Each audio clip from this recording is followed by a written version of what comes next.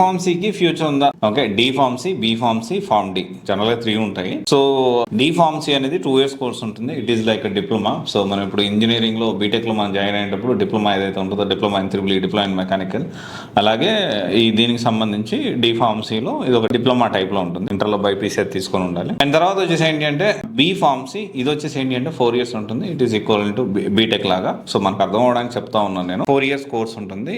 So ఇంకొకటి వచ్చేసి ఏంటి అంటే ఫార్మ్ డి అనేది ఏంటి అంటే ఇంటిగ్రేటెడ్, అంటే ఈ బి ఫార్మసీ, ఎం ఫార్మసీ కలిపి అనుకోండి ఇక. సో ఇది వచ్చేసి ఏంటి అంటే ఇది వచ్చేసి 6 years ఉంటుంది. సో జనరల్ గా ఏంటి అంటే B pharmacy hons, B pharmacy Ayurvedic, B pharmacy general, దీంట్లో కూడా మళ్ళీ డిఫరెంట్ టైప్స్ ఉన్నాయి. అయితే ఎంపీసీ బైపీసీ వాళ్ళు ఇద్దరు కూడా ఈ బి ఫార్మసీ సైడ్ ప్లాన్ చేసుకోవచ్చు. అయితే ఇక్కడ విషయం ఏంటి అంటే బి ఫార్మసీకి ఫ్యూచర్ ఉందా?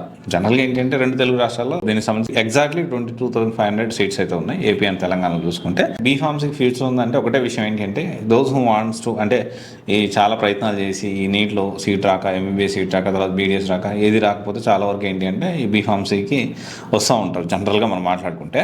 అయితే ఈ జనరల్గా ఈ బీ ఫార్మసీ ఎవరైతే చేస్తున్నారో వాళ్ళ ఫ్యూచర్ ఉండాలి అంటే 2 ఇంపార్టెంట్ కోర్సెస్ ఉన్నాయి. సో మెడికల్ కోడింగ్ సైడ్ అన్నా లేకపోతే క్లినికల్ సైడ్ అన్నా వెళ్ళడానికి ప్రయత్నం చేయాలి. కానీ హార్ష్ రియాలిటీ ఏంటో తెలుసా, చాలా మంది ఈ బీ ఫార్మసీ చేసి మెడికల్ రిప్రజెంటేటివ్గా పనిచేస్తున్నారు. సో మెడికల్ రిప్రజెంటేటివ్ అనేది ఫీల్డ్ వర్క్ ఉంటుంది. సో స్టార్టింగ్ 18,000 నుంచి 23,000 వరకు ఉంటుంది.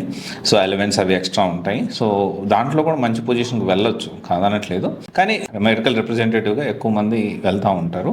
సో చాలా కష్టమైన పని. కానీ బీ ఫార్మసీకి ఫ్యూచర్ ఉందంటే ఐ సే దట్ ఇండియాలో అయితే బీ ఫార్మసీకి ఫ్యూచర్ లేదు.